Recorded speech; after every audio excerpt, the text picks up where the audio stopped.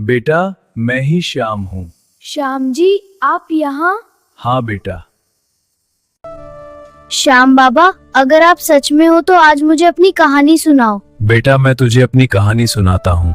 बेटा, मैं तुम्हें अपनी कहानी सुनाता हूँ। खाटू श्याम जी ने कहा, जब महाभारत का युद्ध हुआ मैं वीर बर्बरीक था।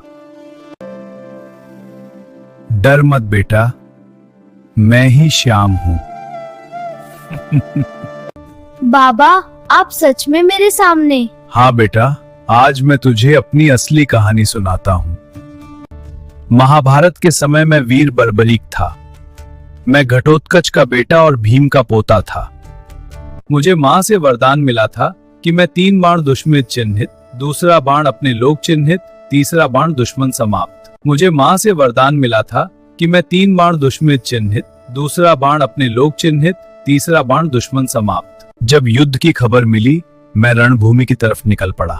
मैंने सोचा था जो हार रहा होगा मैं उसी तरफ लड़ूंगा।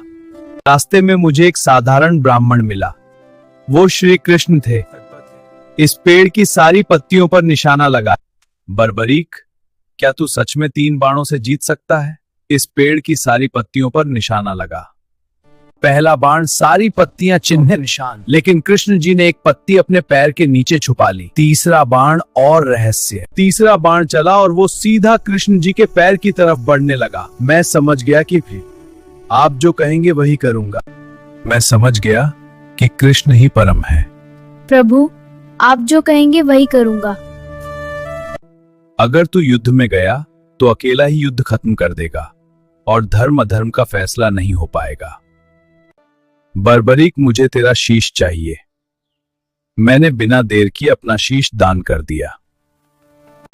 बर्बरीक, किसकी जीत हुई? प्रभु, जीत तो आपकी हुई। मैं समझ गया कि कृष्ण ही परम है। प्रभु, आप जो कहेंगे वही करूंगा। बेटा, डर मत। जो भी मुझे सच्चे मन से याद करेगा उसके घर में शांति आएगी। पर बाबा, मैं दूर नहीं हूं बेटा।